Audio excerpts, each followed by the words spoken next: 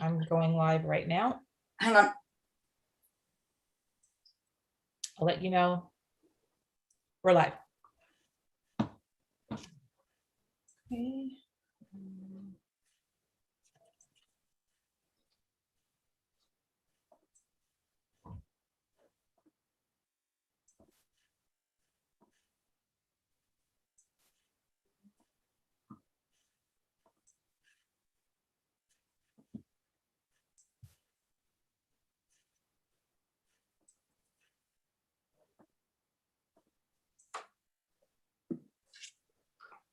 Good afternoon, everyone, and welcome to Fashion Revolution's annual Question Time event, hosted in collaboration with the Victoria and Albert Museum for the third year running. My name is Tristram Hunt, I'm the director of the V&A, and we are honoured to support this landmark event again, which, since its foundation back in 2015, has become a really influential platform of global status, an inspirational and solution-focused space to advocate for a more ethical, sustainable, and transparent future for fashion. I'm delighted to welcome back Baroness Lola Young, a great friend and supporter of the V&A, to chair today's live stream event. A warm welcome also to today's distinguished international panel of speakers, who each bring their unique global perspective to this year's pressing theme: rights, relationships, and revolution. As we strive for positive systemic change within the fashion industry, recognizing and encouraging this interconnection between human rights and the rights of nature is absolutely critical. Sustainability is, of course, a worldwide issue, and by drawing together such a diversity of international expertise, today's panel comes from across government, industry, and academia. We can be sure that more collaborative action across all facets of global industry is possible. At the V&A, from our collecting strategies to exhibition programming to ways of working, sustainability has become an increasingly urgent part of our mission. We also care for the largest and most comprehensive collection of dress in the world. And as part of this, we have a specific responsibility to explore the ideas and realities of the environmental, social, and economic impact of fashion across generations, locations, and societies.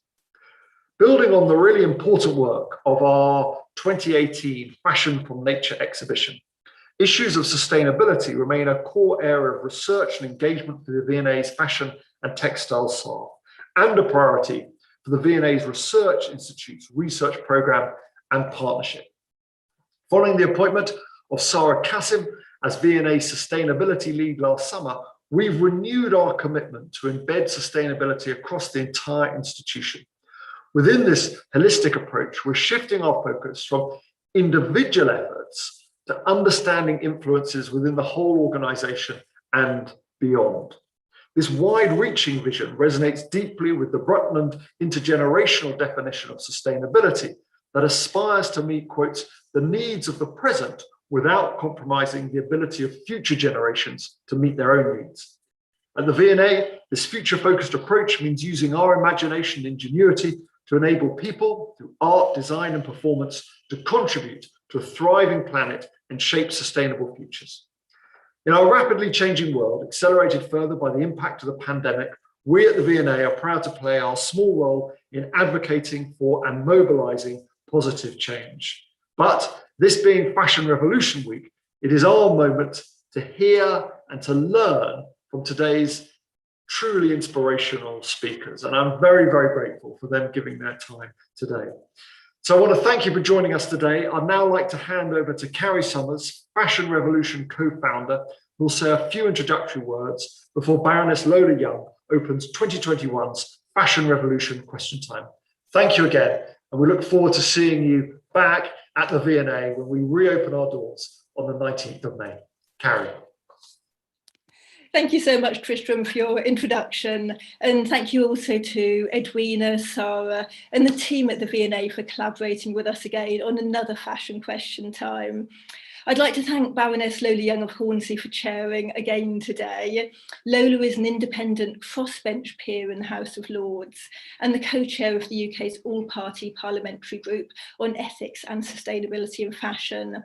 And of course, a big thank you to all of our amazing lineup of panelists who will be sharing their insights shortly, and to everyone who submitted a question to us today. Thank you too to those in our team and beyond who have worked so hard on this event. And in particular, I'd like to thank Ursula, Georgia and Sam. Fashion Question Time originated in the Houses of Parliament, and we moved to the V&A 2 years ago so that more people could attend. And in the end, with a shift online, we're delighted to be able to open up these important conversations to people all around the world. This year, our theme for Fashion Revolution Week is Rights, Relationships and Revolution. Human rights and the rights of nature are interconnected and interdependent. And we need a revolution in our relationship with each other, within fashion supply chains, and with the natural world for our own prosperity and well-being and the health of our earth and our oceans. Over the past year, we've really come to understand that the health of our world is the health of its people, essential for the survival and the well-being of present and future generations. And as we move forward beyond this pandemic, it's really clear that nature needs to be seen as a stakeholder in all industry and policy decision-making. In March last year, which seems like a really long time ago now, I returned from a distant seafaring voyage from the Galapagos to Easter Island. The ocean current that orbits the South Pacific Gyre takes its name from an explorer who revolutionized the way in which we see the natural world, Alexander von Humboldt. Humboldt embraced a multidisciplinary approach. Art history, poetry, philosophy, and politics all were encompassed within his scientific method. And his observations were tested as much by his body and spirit as by his mind. And feelings were as important to his worldview as empirical evidence, emotions as essential as rational thought. And Humboldt looked for connections everywhere.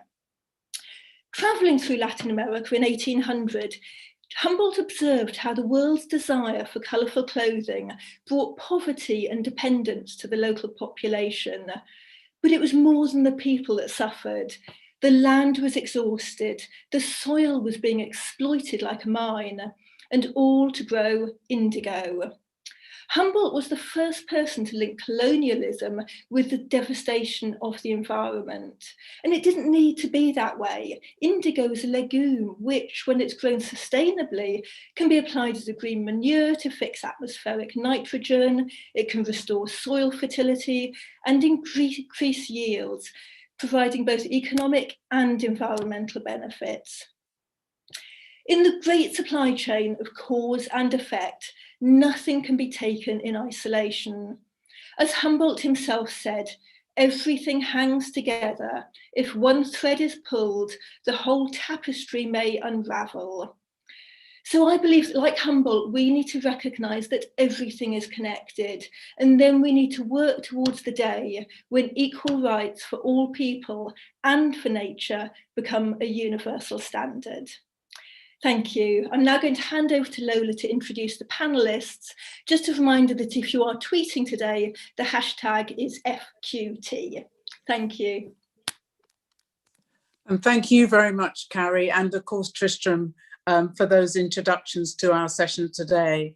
I'm going to say good morning, I'm going to say good afternoon, good evening, and maybe even good night to all of the people who are listening in, whenever they're listening or watch on YouTube this session. And as has already been said, we have a very distinguished panel of speakers with a very wide range of expertise. And it's going to be very interesting to me to see how they can address some of these really big issues that are being flagged up in the questions that are going to be put to them today. So it's going to be good luck to everybody. And I'm glad I'm not in your seat this time around. Well, we have Nicole Rycroft to start with, founder and executive director of Canopy, and there she's waving to us there. And then Nazma Akhtar, who is from Bangladesh. She's a trade unionist and founder of AWAJ Foundation and Somelito Garments Shramnik Federation. We also have Lara Walters, who is a Dutch politician and member of the European Parliament. You'll remember what that is. And Sunny Dolat, who is a stylist, a production designer and creative director, co-founder of the Nest Collective and a member of Fashion Revolution Kenya. We hope to be joined by Dr. Vandana Shiva, who I'm sure many of you will know. She's an Indian author, scholar and environmental activist. But now I think we'll move to the questions because we have plenty of those. And a lot of them are, as I say, very taxing, very incisive, and require some thought. So let's get on with it. And the first question is going to be answered by Lara and Sunny. So you're ready to do that, I hope. The question is, how does the relationship between climate justice and racial justice play out in the fashion industry? And what should companies be doing in this area? And that's come from Sarah Kassam, who is the sustainability lead at the V&A, I beg your pardon. And I think that this is a question which is increasingly coming to the fore within the environmental movement. So I'll be very interested to see how Sunny and Lara address this particular issue. Which of you would like to start first? Lara, would you want to go first? No problem. Yes, absolutely. And thanks so much for having me. Thank you for organizing this and for also having invited someone from the European Parliament. Of course, the UK is sadly no longer a part of the EU, or its members are no longer in the European Parliament, but it feels very good to keep these sorts of connections established like this. The question here is very hard, so I'm not going to pretend that I have one straight answer for anyone, but I suppose that the way in which these things play out in fashion are things we have all heard about. We are talking here about justice, but we're also talking about pollution, about working conditions in garment factories, about the disposal of clothes, about soil exhaustion, forced labor. I think all of these issues are the undesirable consequences of the fashion industry that we have today. But I think what is important and interesting over the past years is that under pressure of social media, I suppose, because of more public awareness, taken for granted systems of oppression and systems that have enabled our fashion industry and the exploitation that has gone along with it often has meant that the oppressed are now getting a voice. And I think that more people are getting a voice. I think that this is often much to the distress of the establishment, in that via Twitter and other ways that more people that we wouldn't have heard about, that wouldn't have been, regular talking heads maybe 10 years ago, can now express themselves and show some of the global consequences of the fashion industry. I think it means that problems and scandals to do with the fashion industry, think for instance of forced labor in Xinjiang in China, the cotton industry there, means that these problems get exposed much more quickly. And I think it means that companies can no longer afford to be on the sideline in some of these questions. So all in all, I'm only going to make some introductory remarks here, and then we can come back to the question. But I think that how do these questions of justice play out? Well, they play out in various forms, and I think that while there's more exposure of some of the discontents, I think we don't have solutions yet. I think that companies will, because of social media and because of higher consumer pressure and awareness, will need to be doing more. And I'm happy to talk about that maybe in the follow-up to this, because the reason that I'm here today is as a policymaker from the European Parliament who has worked on a proposal on a duty of care and on a do no harm law, essentially, for companies as regards human rights and the environment. Thank you very much, Lara, and don't worry, because our next section will be much more focused on legislation and policy, so there'll be plenty of opportunity for you to feed into that. I'm going to go to Sunny now.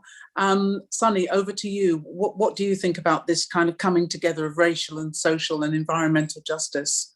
Sunny. I think one of the things that we're realizing and have been realizing for a while. You, I'm so hungry. Okay, perfect.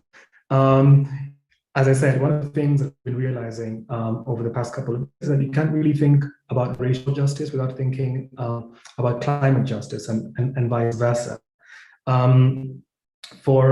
I think for far back as the 50s, the garment industry has relied largely on Black and brown labor, and a lot of factories have been situated within Black, brown, and indigenous communities across the world. And these factories and industries are extremely polluting and extractive. And we also are aware that whenever there's a climate crisis, the people who will suffer first are always Black, indigenous, and brown people. And there's many examples of this. If you look at what's been happening in India, in Bangladesh, around where factories are, and the kind of like wastewater that's being released into rivers, and the ways in which the communities that live around and rely on those rivers suddenly are so dramatically affected. But I also think that there isn't enough conversation around and perhaps even challenging around why factories continue to set up in these places. You know, one of the places that a lot of people have been talking about as kind of like the next manufacturing hub is Ethiopia. And yes, the Ethiopian government has all these incentives for the setup for setting up of garment manufacturing, but also what isn't there in Ethiopia is minimum wage. And so there's a high possibility that run into the same issue. And the factories are doing is that, you know, whenever there's this kind of like large crisis that happens in one place, then they kind of like pretend that they're fixing and that they want to do better, but at the same time they look for another place, another region that they can go and, you know, and misbehave. And so I think that in terms of, and I agree with what Laura said, I think that this is quite a complex question, and I can't say that I have, you know, very clear answers, but I do think that we have to start to challenge these factories, you know. So as people are moving their manufacturing to Ethiopia, you know, what lessons have been learned and what mistakes can we learn from? And if these same factories that were, you know, naughty in Bangladesh or India are now kind of like running to Ethiopia, then we have to start to interrogate that, you know. I remember going to visit a factory in Ethiopia about 2 years ago because I was curious about kind of like rush and around Ethiopia. And I was casually having a conversation with one of the managers. And, you know, I was just kind of asking about the pros and cons of operating in Ethiopia so far for them. And they said something interesting, which was that one of the greatest challenges that they're having is that in Ethiopia, when the planting season approaches, all the staff kind of like go home and they plant and prepare to harvest. And thinking about it as a huge con, and the solution they were thinking through at the time was to build this sort of campus and house all the staff and kind of keep them from going to plant. And for me, I thought that was quite dangerous, because I think at that moment, that factory had an opportunity to create a way of working that allowed the people who wanted to plant, because it is, you know, the factory is around farmland, and they really had an opportunity to create a system that allowed their staff to go and plant and harvest, but instead they were creating this sort of containment, which I also don't think is a proper way to go about it. So sorry, that's a really long answer, and I'll just kind of like stop there. No, that's absolutely fine, and I totally agree with you. I think that partly these missed opportunities are due to not being able to incorporate a diversity of voices and perspectives across those companies, across politics, across legislators, and so on and so forth.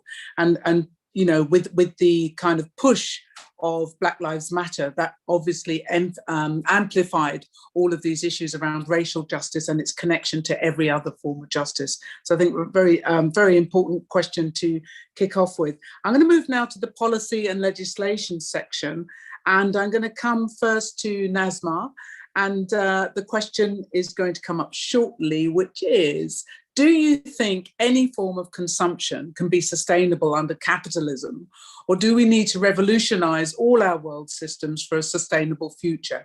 So yet another big question, and nobody expects us or any panel member to have all of the answers. It's just, what are your thoughts on this, Nazma? Thank you, Laura, and it's very nice to be with this panel. And my question, any consumption can sustain? I don't think it's not, because the business people, you see the Rana Plaza 8 years anniversary, and 8 years anniversary of Rana Plaza. What is the change? What happened, the systematic change? Nothing. So that is why we need to be equal power from the business as well as the workers, because it's not happened. All the business people are in the parliament and they are the policy maker, and they make us hunger and they make us exploitation. So these are the system. We need to be another revolution. We need to be fight for that. How to get the respect, how to get the dignity, and how people get, especially the women's are exploitation. Women's are vulnerable. The nutrition about their children, breastfeeding rights, the freedom of association, empowerment, the negotiation, the freedom of expression. It's questioned because the building collapsed 8 years back. Thousands of workers' life, the severe injuries. The fashion industry is not listening and learning because they are greedy. They want more and more profit. They doesn't respect. They don't think about the living wages. They don't think about the people's life and livelihood should be changed, and the nutrition should be properly addressed. So that is why all stakeholders, we need to be strong. We need to be raise our voice, including workers. We need to be unitedly raise our voice and fighting how to get fair business and fair wages. Without it, it will not work. Without it, it will not happen. So we need to be fight against the capitalism, neoliberalization. We want really sustainability. We want to achieve the Agenda 2030, the Sustainable Development Goal. But how it will be happen without workers? So that is why the productivity and the charity and those kind of things is not happen. In COVID-19, today in Bangladesh, lockdown severely for the people. But here, the garments factory is running. If the garments factory is not running, the manufacturer, the supplier said to our prime minister, they will lose millions of dollars. And the buyer also put pressure. We need to be open the store immediately because Europe and America situation is getting better. You need to work because our workers in pandemic situation also working more than 10 hours, but there is no transportation. There is not much safety issues. There is a question. Last year, the pandemic started in March. Till now, not a single brand representative visit in the factory, how their social compliance, how workers are social distance, how things are going on. Is there any isolation system? Is there sufficient safety precautions? They never. Only they are working with the monitoring, with the video visualize, with the computer. But the workers, they physically work. Not a single people are represent the workers. Not a single people went to the factory. But everything is, their life is not questioned. Their life is not threatened. That is the question I'm also raising, the people and also the business. People are talking about the profit. People are talking about the issues, but people are not giving. The CEO should be inside the factory like H&M, Inditex, Tesco, Walmart, but they are not. They are not doing anything. Even though when last year the millions of workers' life was threatened, they lost their job, they didn't pay, they were hunger. They are not giving anything to that. So profit share is important. As a worker, should get the real benefit and profit and respect, and how to get their own benefit. That kind of things we need to change the system, and let's work how to make capitalism and make better people's rights and people's happiness. Thank you. And thank you very much indeed, because what you're pointing to is the necessity for a fundamental rethink of how we go about business. And I think there are many of us who think that now. And indeed, I think some people in business are coming to that position, but it can't come fast enough. I think also what you're saying relates back to the question that was addressed to Sunny and to Lara, because it is fundamentally a question of social and racial justice, as well as the environmental justice aspect. So thank you very much for that. Don't know if any other panel members want to come in on any of these questions, please use the raise my hand function or just wave at me on the screen if you'd like to add anything. But if I don't see any arms waving around, I will move on to the next question, which is going to come to you, Lara. And this is as follows. With the worldwide fertility rate dropping by nearly 1% a year due to the hormone-altering chemicals in our bodies, do you believe we will see regulation to ensure that only safe chemicals can be used in our textiles and clothing, or is the chemical industry too powerful? So another tough question for you, Lara, and one which does kind of relate back to what it was that that Nazma was addressing in her previous response. Yeah, and I'll take the opportunity, if I may, to make some more brief remarks about the first question. I think what's important I can hear myself talk, by the way. I don't know if anyone... Oh, it's me. I've got to sorry. Thank you. I think what's important, because I think that we have sketched a wide range of problems in that first section. And I think what is important is that we make rules essentially for companies that no longer allow them to look away. The specific project I'm working on is rules on a duty of care for companies, and what that means is a duty to explore their entire value chains, and their entire value chains meaning right up to the raw materials that they are using, right up to the other side of the world, if that's where their value chain extends to. And the importance here, I think, is ensuring that there's legal consequences if companies ignore the negative impacts of their business on the environment, on human rights, on local communities, essentially on the most vulnerable.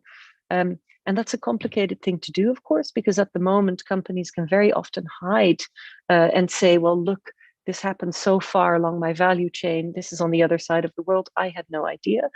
They can often make use of an international legal system that, let's be frank, has been designed for multinationals and big business rather than for local communities and people at the receiving end and people in the factories, you know, making our clothes.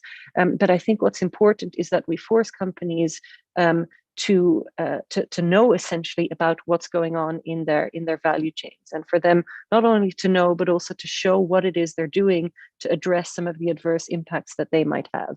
And I think what's important is that they can show what it is they're doing to address the gravest risks, and for them to show what it is year on year that they're doing to improve that. So that is the answer I would give. So an all-encompassing due diligence law on value chains for companies, I think, is at least one of the things we need. Of course, there's other things, trade agreements and so forth, but I think that would be an important step. And it would include things like grievance mechanisms, mediation systems, an obligation to listen to affected stakeholders, NGOs, factory workers, and so forth on the ground.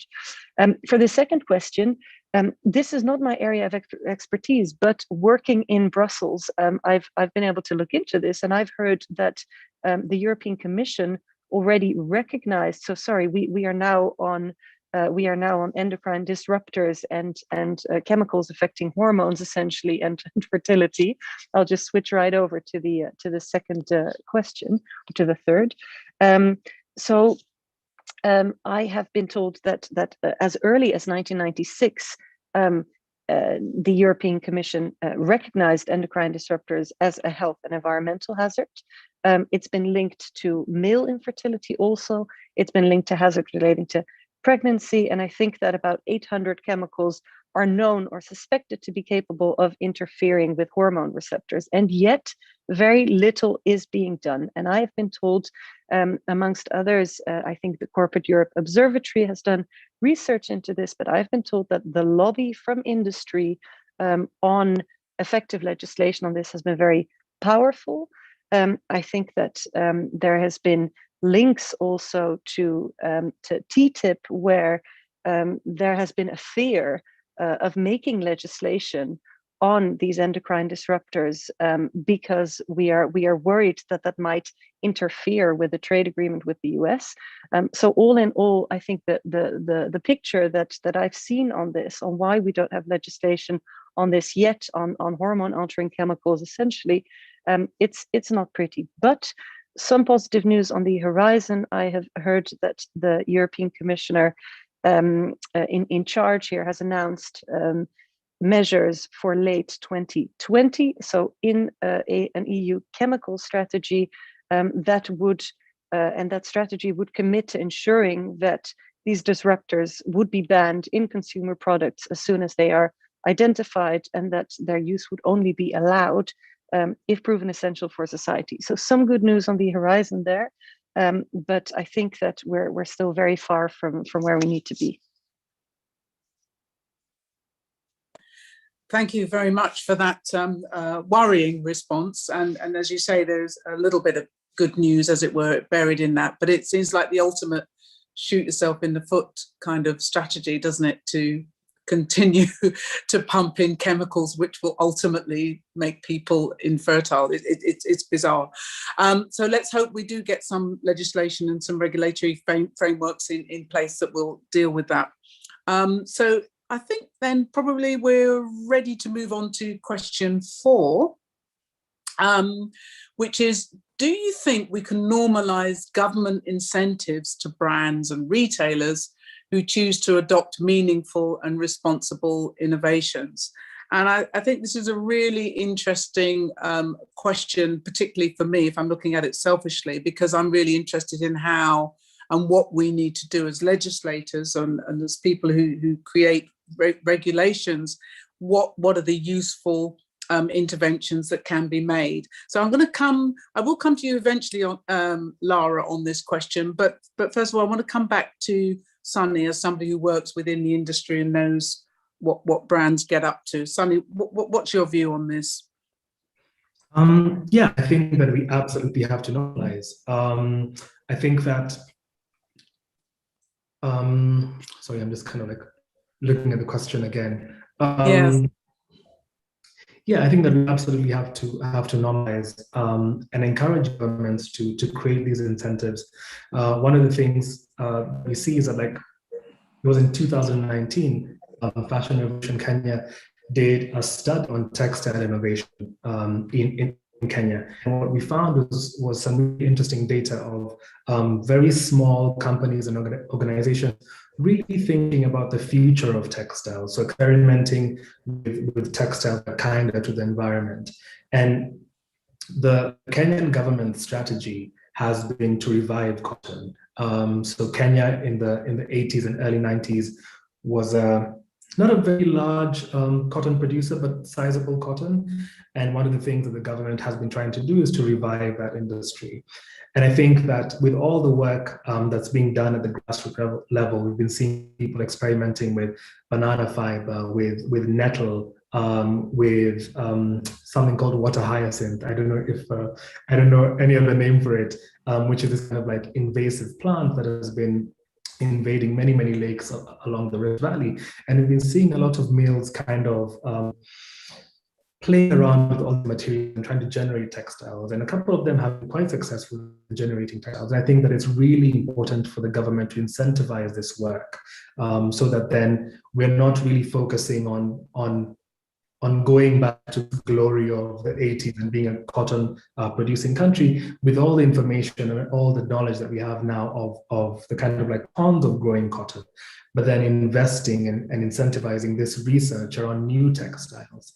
I also think that, with East Africa in particular being looked at as the kind of like next sourcing hub, we have a lot of people who are looking at setting up units within East Africa and across the continent generally. And I think that if governments don't incentivize innovation around production, then what we'll have is people coming to replicate models that failed elsewhere. And so I think that we've talked about textile innovation, but also in new ways of production. We know all the ways of manufacturing that exist, but I think that it's absolutely possible to start to look at kinder ways of production that are kinder to the people, that are kinder to the earth, that are kinder to the community. And I think that that won't necessarily happen if governments don't come in and create incentives for people to do so. And just to put you briefly on the spot, do you feel that incentives work better than penalties? I think they need to go hand in hand. I think there needs to be incentives as well as penalties. I think that most factories and most manufacturers obviously want to save money, and so if people are able to say, okay, Kenya has this and this law that means that, like, if we have this arm of our business that's doing textile innovation, that we're able to save X number of dollars, I think that a lot of people would be willing. But I do think that it has to be both. It has to be incentives as well as penalties. Thank you very much. Lara, what's your view on that as a legislator? Well, as a legislator, of course, I'm a big fan of the stick over the carrot, just because it's a tool that's more in my toolkit than the carrot. But in all honesty, I do agree with Sunny. I think you need both. And I think that anything around sustainability, more sustainable production, responsible innovation, and so forth, is something that we firmly need to encourage with financial incentives and otherwise. But speaking from my area, I would say that the legal measures and the legal framework is very much needed too. And one thing that we have learned from the past years is that in fashion and elsewhere, that anything that is voluntary, so voluntary measures, voluntary certification, voluntary schemes, industry schemes that companies can use to say, look, our materials are responsible, or we have good working conditions in our value chains.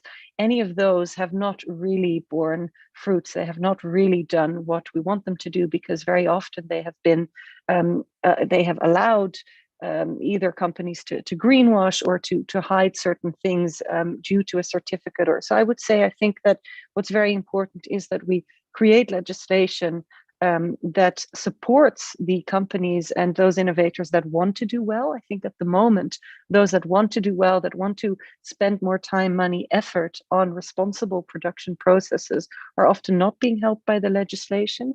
If you're not obliged to do something, then of course it's easy for others to have a better bottom line than you at the end of the day. It's easier for others to make profit than it is for you.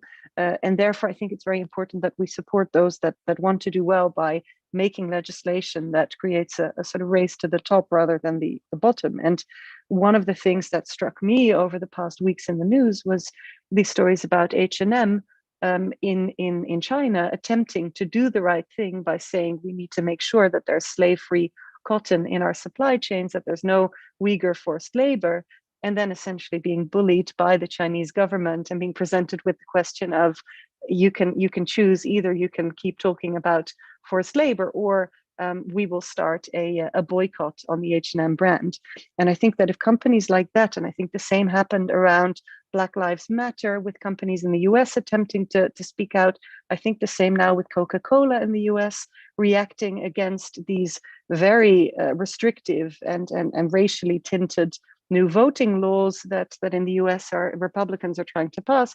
Companies that are attempting to speak out need to be supported by the legislation. And I think it would be helpful for them if they can say, look, we have this duty of care, we have a responsibility on human rights or on the environment that we cannot ignore. Because I think at the moment they have to be brave, but they can still be bullied into then acting differently. And lastly, and then I'll stop there, I also think what's very important here is that we create the right legislation on shareholders and on a long-term value creation, and the type of legislation that would disincentivize CEOs in taking short-term decisions and decisions detrimental to the environment or to human rights. But I'll leave it there because I see also Nicole has her hand up. Yes, and thank you for that. We may come back to some of those issues later because I think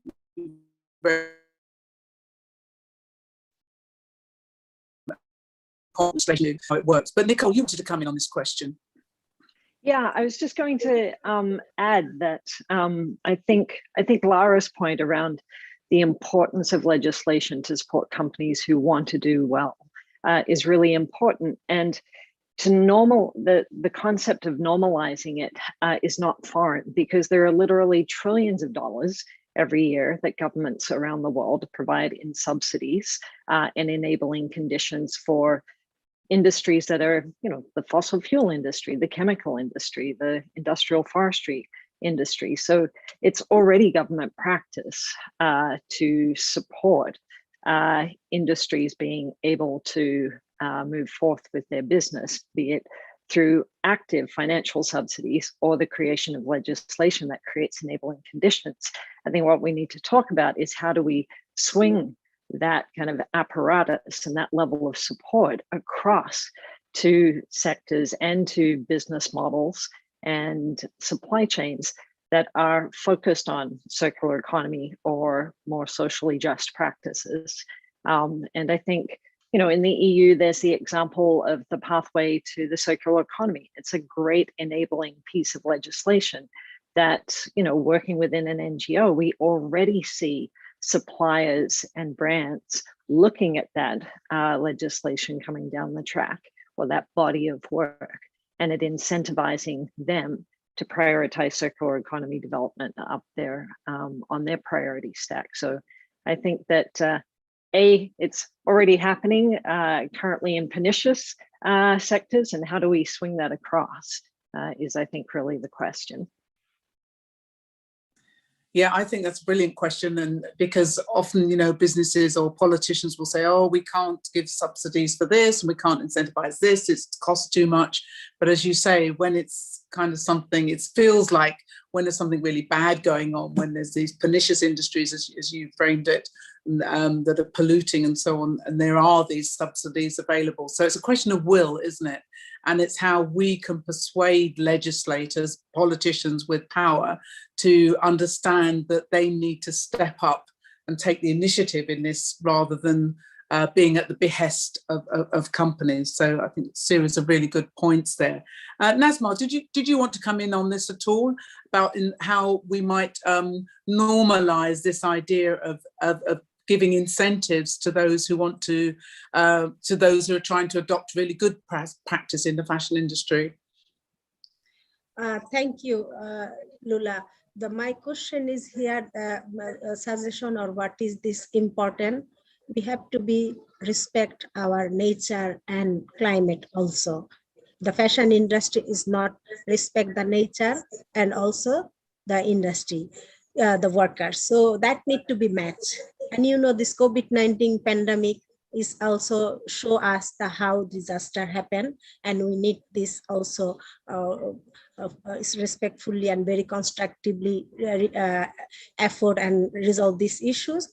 So, and Bangladesh, like production country, is very high risk on the climate change and natural disaster, because we are in the vulnerable situation because our sea level is going up due to the corporate dumping and all the bad chemical and things are using. It's also affected our land and our fisher, in our agriculture, everywhere, as well as the human beings' body. And also the workers are very exploitation and modern day slavery, the way things are going. So in this regard, we need to ensure social protection for the workers. And if any countries damage, any country has damaged their nature with the fashion industry or any industry, they should be legalized, penalized, as well as that compensation has to be paid. And we need to be new legislation and new amendment and new kind of law, which is make them accountable and responsible And punishment is very important, because when our workers has any mistake, anything, they are sending them to the prison, they have blacklisted, they lost their job, they couldn't move to other factory. In the brand, if they are doing this kind of things and not respect, there should also be get same type of punishment like workers as well as the suppliers.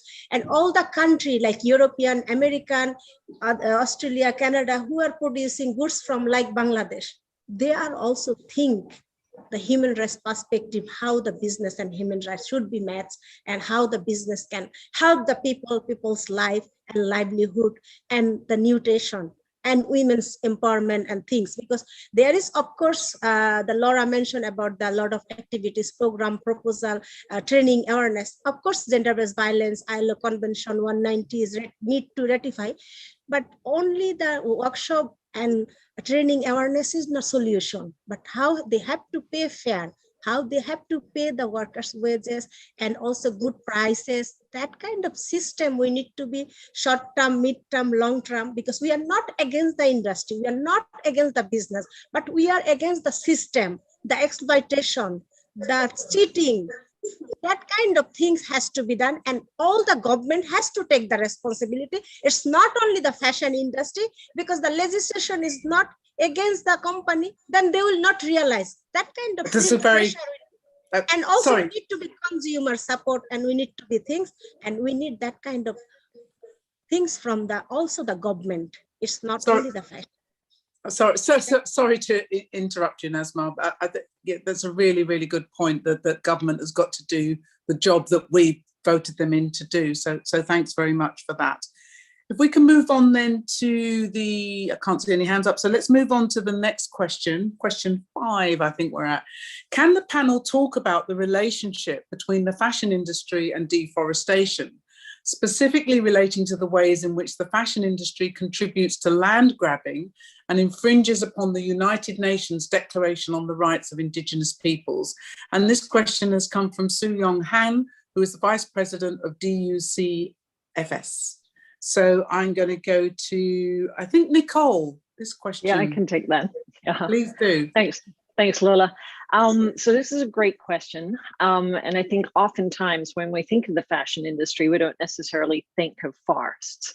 But the fashion industry has a significant impact on forest ecosystems around the world through viscose production, leather, cotton, packaging production.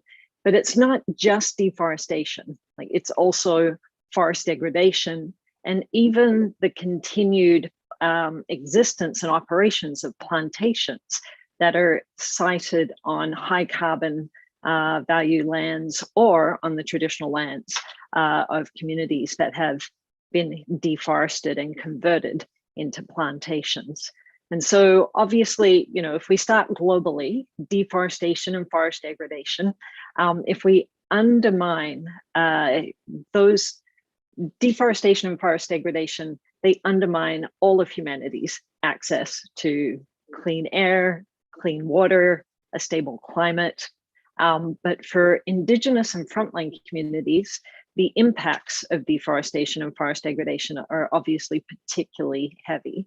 And as the question kind of indicates, it does trigger a myriad of social problems.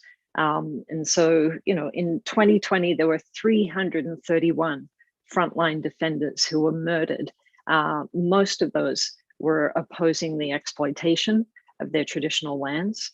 And so this concept of forest rights and human rights being inextricably linked, which I think Kerry was pointing to in her opening comments, is really fundamental.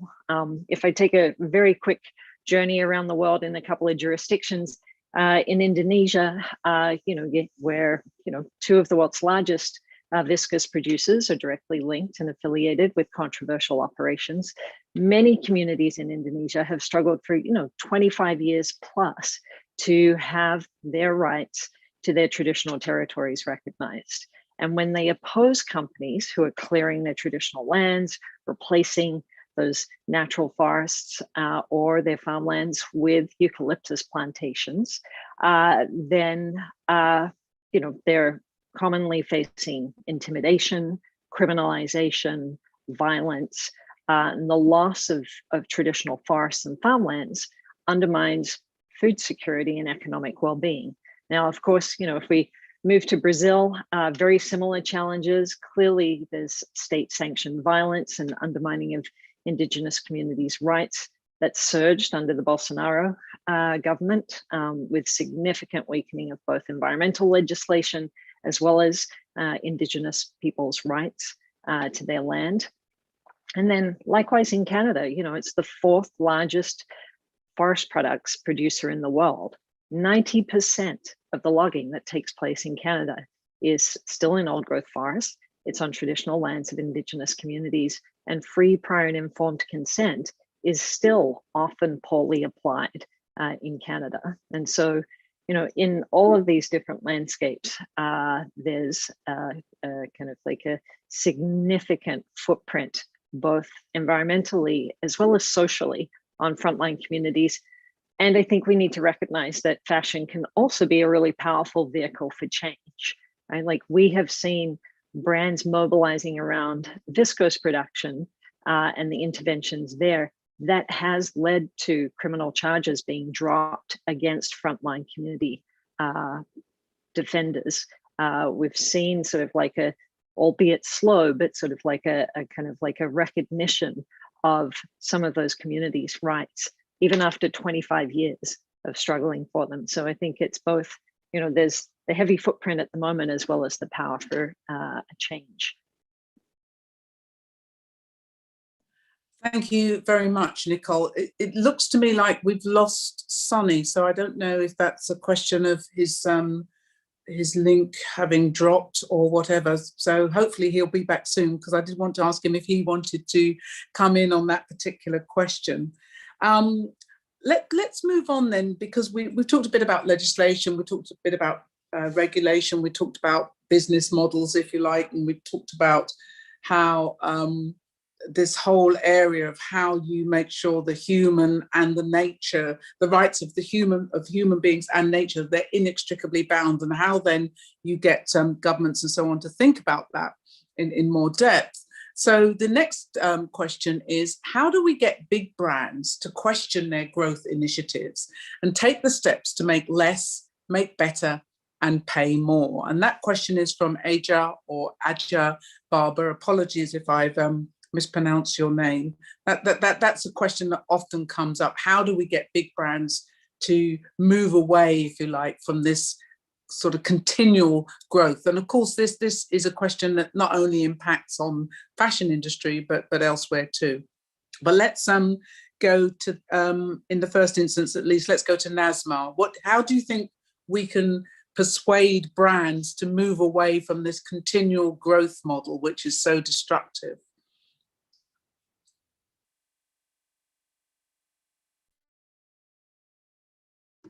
Thank you. Thank you. Yeah, thank you, Laura.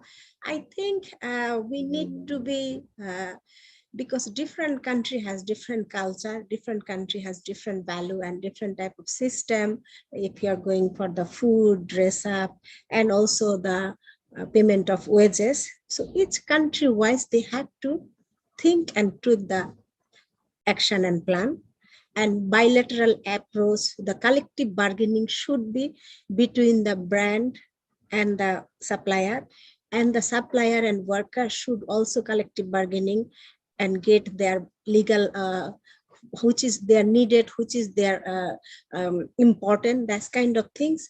And we need to be also bilateral country agreement also, because no one can live without living wages. That need to be ensured. And that need to be happen, because the fashion industry, if you go to the Primark, the yearly turnover, how much they are getting, and our Bangladeshi worker, their monthly salary is less than $100. How possible to survive? That is the question, and that question they need to be solution and they need to be resolved. Otherwise, it will not happen, because what it seems to me and my assumption, the Europe, America, or British, they are colonialized before with the land, but they are colonialized with the corporate and business, because like in Bangladesh, when British colonized, they killed our nature. We had a Jamdani, we have a Muslim sari, we had a lot of agriculture. They killed everything, we have nothing. So they are making us begging and begging and begging, and they treat us charity. We don't want that. We want our ownership. We want our profit share. We want our margin. So that kind of value is important, and also need to be constructive. We have to listen the business. Business should be listened to the workers and the nature. That kind of system and policy need to be done. And it should be implementing, not in only the advertising and dialogue. Oh, we are doing this, we are going to do that, this year, that one. No, we need to be workers' happiness, workers' things, because the buyer always auditing the infrastructure of the factory, the ventilation, the lighting, the fire safety, the building safety, but buyer never ever audit about the workers' life and livelihood, because they don't have sufficient food. They work more than 12 hours. They work long working hour, high production pressure. They couldn't go even the toilet and get passing their urine. So all kind of kidney, heart, diabetics, all kind of diseases are affected. So that is why sustainable industrial relations, sustainable system and health, and the basic 5 fundamental issues need to be ensured: food, housing, clothing, health, education, recreation, and little savings for them. And we have to think next generation of the fashion industry, like garments workers, children, how they get better education and better promotion and position. And the women's are labor force, our men are the boss and decision making. That kind of system need to be changed. Women are leadership, and women should be labor force, not one side. It need to be balanced. Without balance, it will be broken. It will not sustain. So this kind of things, and the freedom of expression is important. The workers' voice, workers, what's needed, what is their demand, that has to be cared. That has to be acknowledged. That need to be realized, and think about the workers. In pandemic, whole Bangladesh is locked down, but the ready-made garment sector is open. Is how important. Without them, the country is not running, the world is not running, but they are not important. That importance is important for us. So let's work together and make this better and end the slavery and modern day slavery. We don't want. We want the respect, and we want our fair profit and fair share. That's the things we need to be we need to be done, because we are not talking, because we talk a lot, but what is the result? What is the solution? Rana Plaza collapse. So many actions, so many things has done, but how much has progress? How much is the impact? This is the time we have to be asked the question. We should be asked. We should criticize also. We need to be action. So that is why let's work together and make happy to our workers. It will be also I totally agree. Business. I'm sorry to interrupt you, but I totally agree with you, Nazma. Thank you for that. And I think, yes, we all have to work harder. Talking is necessary, but obviously actions speak louder than words, as they say. And it's a question I was going to pose to Lara, and I see, Lara, you have your hand up as you want to step into this question. And at some point, maybe we'll come back to this issue if we have time, about, you know, it's all very well to make laws around due diligence or whatever, but how you're going to implement them, how you're going to monitor them, how you're going to make sure that they're effective, how many prosecutions are you actually going to bring? But you wanted to come in on this particular specific issue around brands. I did, and also to take the opportunity to say that I will have to step out around the hour. So my apologies for that, and thank you again for having me, and for the people watching. And then in terms of my 2 cents on this question, I agree very much with Nazma, and I suppose that my answer ties into hers, because I suppose what we need to do, amongst other, but is to make people aware of the true cost of things, and the true cost, for instance, of big fashion companies ordering or canceling orders in the pandemic, while for them it lowered the cost on their balance sheet and allowed them to make clothes to keep them cheap. Of course, the true cost of it was people being fired, people going hungry, people being displaced across countries or traveling back to villages. Then again, increasing COVID infections through doing that. So everything is related to each other, and the true cost of those decisions there, for instance, was much, much greater than just the cost of say, cancelled orders.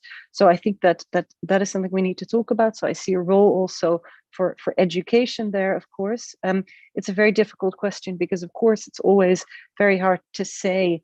I mean, we can talk about how businesses should be run, but at the end of the day, of course, you know, we can do only so much. We can make legislation and provide incentives, but what I do think we need to do in terms of those things is, as I said before, I think that there's a role for rules, sound rules on corporate governance, on how companies are run, on incentives within companies, and so forth. I think. And there's a role for things like trade agreements, but also things like public procurement. We need to make sure also that that governments or any money going from governments is not spent on companies that offer services or products too cheaply. I think there's a role for legislation on consumer standards, ensuring that we have sound consumer standards that favor sustainability. So what we need to not do is do what I think we did around energy efficiency, where, you know, all electrical appliances now have some sort of A label, but you can have a triple A or you can have a single A. And at the end of the day, you know, everybody wins and everything looks great, but of course it's not. I also see a role, for instance, for collective redress and for consumers or citizens together being able to launch court cases, you know, when they see that something has gone wrong. And one example there, I find it incredible, for instance, that if you own a Volkswagen car, you can take Volkswagen to court for having produced very polluting cars. But if, like me, you cycle to work every day, you cannot take Volkswagen to court, even though you're inhaling fumes every day from those same cars, but you don't own a Volkswagen, you're not a consumer of them, and therefore you can't. So I see a role also for collective redress, for citizen action. And I think that, of course, there's a big role for trade unions, for pressure from civil society groups. And I think that they are really starting to be able to have their voices or their impact duplicated because of social media. And I think that's a positive thing. I think, for instance, of Extinction Rebellion or the Black Lives Matter movement, I think they also got involved in the organization of workers in Amazon factories. I think that all of these things together can create a huge amount of pressure on policymakers that is very, very positive at this point. I'll leave it there and I will have to step out, but thank you again. And it was very nice meeting you all. Thank you very much, Laura. Lara, I'm sorry you have to go, but off you go. Thank you so much for your contribution, and perhaps we'll get to have a longer conversation another time. Thank you very much. Thank you. Bye-bye. Excuse me. So now, what I'm going to do is go to the next question, which is question 7. And this one says, in the light of the industry's quest for justice and planetary equilibrium, how do the panelists think we should be thinking about growth, taking those often opposing forces into consideration? And that's come from Rachel Arthur, co-founder of Fashmash, who I'm sure many of you will know. So this is about how we go about thinking about growth. What does growth actually mean? And I'm going to come to Nicole to start this conversation off. Okay.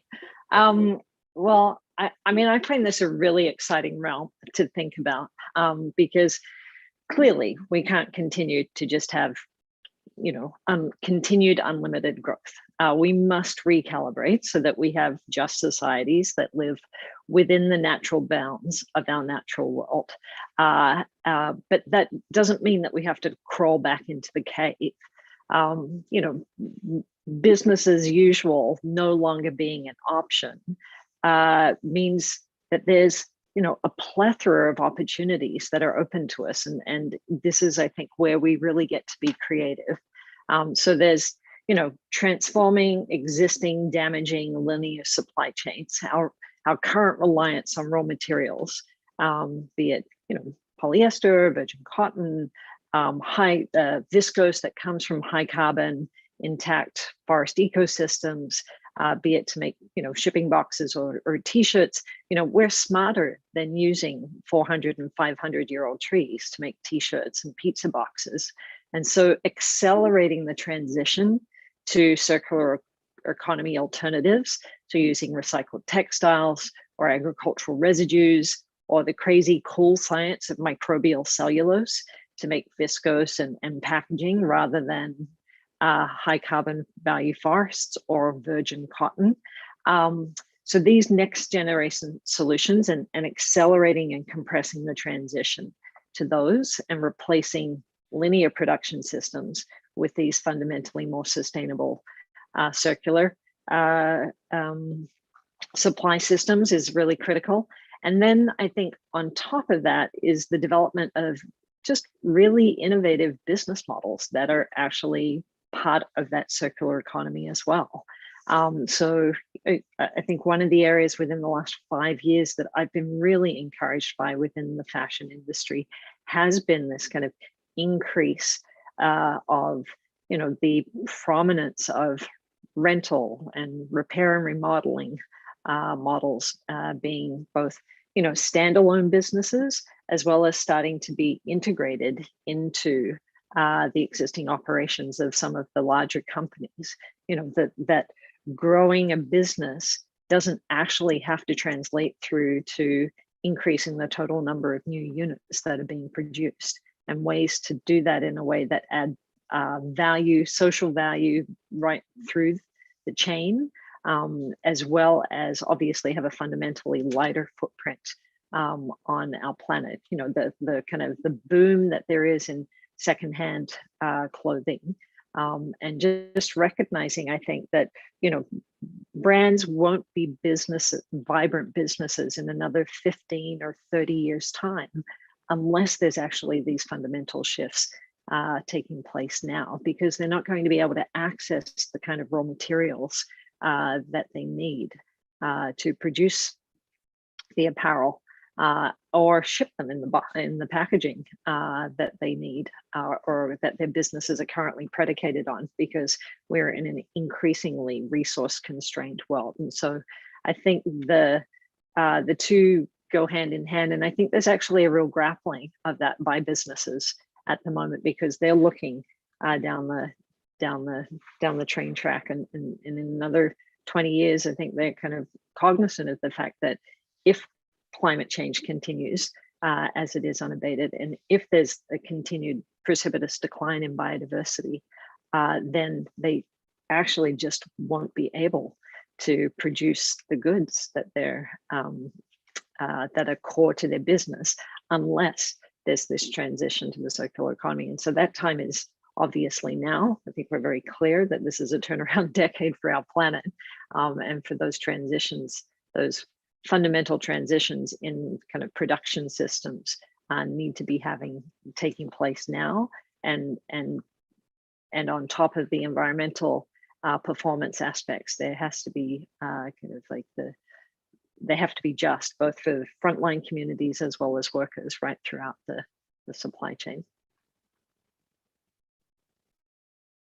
Oh, thank you for that, Nicole. I just wanted to quickly ask you what you thought about a couple of things, though. One is, to what extent do you think that there is a sort of more progressive core of this, of businesses coming through this, as you say, looking down the train tracks and realizing that we can't go on? To what extent do you think that core, there is a core, and that it's moving forward in some way or another? And how do you think that companies might sort of collaborate across their kind of competitive statuses and sort of say, well, okay, there's something bigger than us being in competition with you who sell.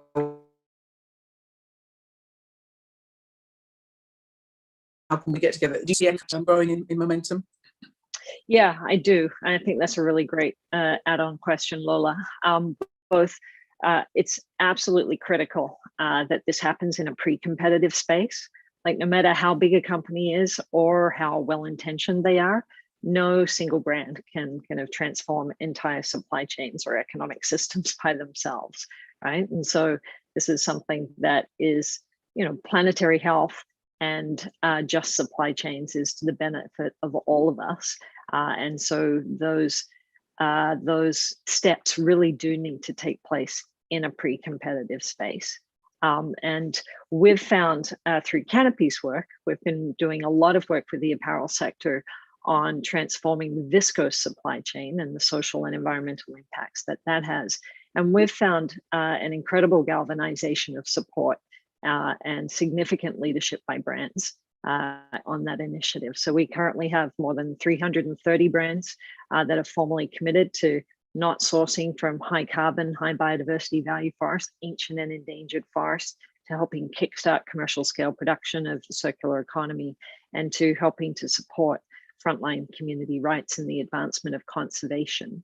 Those brands represent $580 billion in annual revenue. So a lot of the large fast fashion companies in the world, as well as progressive pace setters, we've found their leadership has really helped trigger a cascade of change back through the viscose supply chain, where we now have 52% of global viscose verified it with green shirts or at low risk of sourcing from controversial sources or from ancient and endangered forests. And so we've found that there's actually quite a growing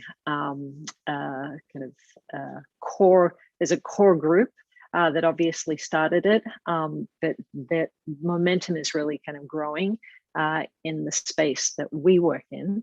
And of course, we hope that that would translate across onto other issues, and be it both other environmental issues as well as other social justice issues within the apparel sector. Thank you. And I think at some point we're going to have to make sure we join up all the dots on this, because there are a number of initiatives, there are a number of pledges that people sign up to. I've just gotten involved with WRAP, which is the Waste Resources Action Plan, around textiles and the circular economy and ensuring that we meet our targets by 2030. And I know that there are other initiatives dotted around the world, and it seems to me that we could maybe do more once we're sort of a bit clearer on our own individual missions, how we come together and make this a really much bigger thing than it is, what's the expression, bigger than the sum of its parts, because that's where we should be heading. Great expression. Yeah. So if we can, we've got a few more minutes left, so if we can move to the next question, please. So how can the fashion industry work to uphold the rights of children, both as vulnerable parties in the supply chain and as inheritors of an ever-changing planet? And I'm going to come to you, Nazma, on this particular question. We've only got a few minutes left, so I would ask you and whoever's going to respond to Nicole is going to respond to the question after this, so we can just squeeze in a couple more questions. So if you could give your initial thoughts on this, please, Nazma. How can the fashion industry uphold the rights of children? Thank you, because how can change the fashion industry, the inheritance or the children's life? So my things is the maternity protection at the workplace is very important, because when the women are pregnant, they lost their job because they cannot fulfill their production. And also that each country has that law. In Bangladesh, more than 40 women when work in the factory, there should be crash or daycare center. But most in reality, I'm not saying there is bad, good things we don't have. We have some factory, but the percentage is very low. There is no percentage.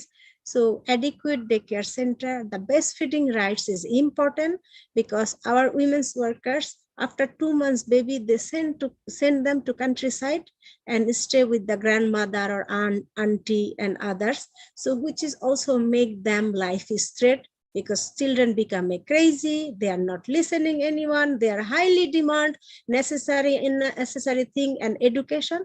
And breastfeeding rights when deprived, the women are mentally depression and make a lot of accident, and children are not physically and mentally growth. So which is not nice for the nation, not nice for the next generation, and also the productivity. So that is why the inheritance, all kind of slavery all kind of bad things need to be changed. We need to be adapt, and we have, and the supply chain has to be accountable for the children's breastfeeding rights. And if we really want to change, there is no alternative for the living wage. There should be better care, and then maybe there is a public-private partnership with the government and brand or European Union or America. There is a sufficient education and daycare center system is important, and that need to be worked, because the women's are vulnerable, the children's are vulnerable, because as you know, the Bangladesh is a manufacturing hub. If the people are disabled, if they are not strong, how the fast fashion will profit? How fast fashion will marginalize more money without workers? No, it's not possible. So that is why they need to be take care of them for their own interested, and we need to be solidarity. We need to be support each different country workers, like American workers in Bangladesh, Bangladeshi workers, and this kind of issue is very important. And solidarity and sustainable system is very important. And we are not against the industry. We are always optimistic. It is possible if people care, if people give seriousness. Only the greedy, only the profit cannot do. So next generation, the children's, I'm saying, it's not so many things. There is something, basic things need to be addressed. And because we are not thinking that workers' children are workers' children, my children is a very important and special. All children should be special. America, Europe, and Bangladesh, Asia, Africa, everywhere. So let's respect the children's rights. Make some new policy, new system for the children's rights. That is, and maternity protection and maternity rights is very important. So like also online business, the Amazon business, the precarious system need to be also changed, because the daily wage workers doesn't have the contract. They don't have that appointment letter. Those women are more vulnerable than also the who has the appointment letter. So all workers should be equal treated, precarious, formal, informal, and the women should get the value. And like country, like make Amazon pay and other brands should pay. That is our demand, because we are not against. So that is why anger, hope, action is very important to get better for the children's inheritance. Thank you. Forget my children is your children is my children. Think about that, and that can be change the patriotic society, patriotic country, and male dominating policy need to be broken, and male dominating system has to be broken, because this is also killing the children's and women's power. Thank you. Thank you. Thank you very much indeed, Nazma. And as you say, Lola, you just popped yourself on mute. oh, okay. Sorry, I put myself on mute. As I say, Nazma, what you said is fundamentally, these things are very simple and basic. Good health, physically and mentally, for children, for parents, good productivity, good wages, etc. It's not that difficult, so we should be moving towards that. I'm conscious of the time, so I don't know whether we've got, and sorry, I should have said also that the person who sent in that last question was Arizona Muse, so apologies for not mentioning that before. I don't know if we've got time. We've got 2 questions left, so I don't know if we've got time for both of them or not. No, we haven't got time for both of them. So shall we go to the last question, question 10, because that's a kind of roundup question, and just do a very quick thing on that? Is that a good idea? So how long do you think it will take until we can achieve a fashion system that respects all people, plants, creatures, and ecosystems? And that's from Antoinette Vermilly, who's the co-founder of the Gallifrey Foundation. And again, apologies for any mispronunciations. So in one word, this is a real challenge for you, Nicole and Nazma, in one, well, maybe I'll give you 2 or 3 words. How long do you think it's going to take before we get to the situation that we all desire? And I'll come to you first. Nazma, you've turned on your mic, so you go. I think it's depend on the people eager, people interested, and people willingness. That is the important. If it is happen, it can be possible even by tomorrow.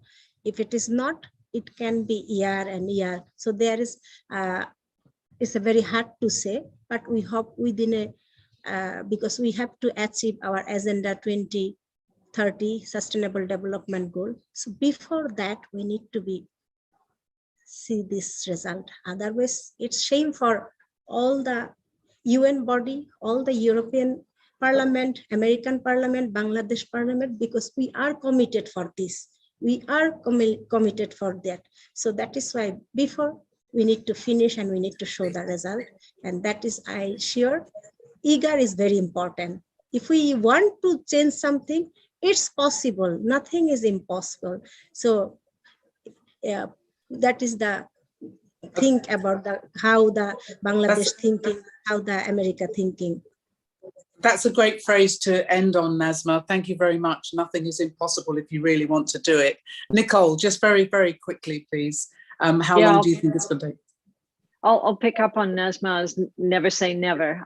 You know, this is a turnaround decade for our planet, and scientists have given us 10 years to transform unsustainable supply chains. So that's the timeline, right? Like, we have to get it done before we hit 2030. And I think if COVID has shown us anything, it's that, you know, we can literally change overnight if we need to. So I think we should move forward with confidence that that's possible. Good point about COVID. Lots of things changed, as you said, very quickly. I just want to quickly thank all our panelists, and including Lara and Sunny, who had to leave earlier. Thanks also to Nicole and Nazma, very much indeed. Thank you. Over to you, Karen. Sorry, Ursula. You're on mute, Ursula. Of course I am. So sorry, I've been trying to get Sonny back because I think we lost him a little earlier. But unfortunately, that's it. We had a bit of a reduced panel towards the end.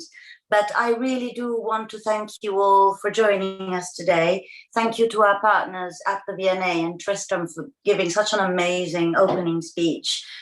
Thank you so much, Lola and Nicole and Nazma and Sunny and Laura for being here and joining us today. Thank you so much for the Fashion Revolution team for helping me to get this amazing event off the ground again. So I was actually planning to read from my book, but this morning I woke up and felt very differently. I really wanted to talk about the gratefulness that I feel for you all and for the people who are ready to stand up and be counted to make a difference. All of you, that's panelists and viewers, because there are no experts and learners in this life. We are always and continuously both. We need nothing less than a total redesign of our systems and values if we wish to continue to evolve within this nature and next to each other as equals. We need mandatory transparency beyond tier 1, compulsory due diligence, living wages, laws and regulations to protect everyone who is affected by the fashion industry. That's the workers and the wearers. And fashion brands, and I know that some of you will be watching, this is not just about a business opportunity. This is first and foremost a moral obligation. I'm quoting philosopher Simone Weil, who said, "I can, therefore I am." I thank you all for being here and for doing all you can, for using your lives, your work, your actions, and your voices to speak truth to power, wherever that power may be, inside governments, media, brands, communities, congregations, family, and friends.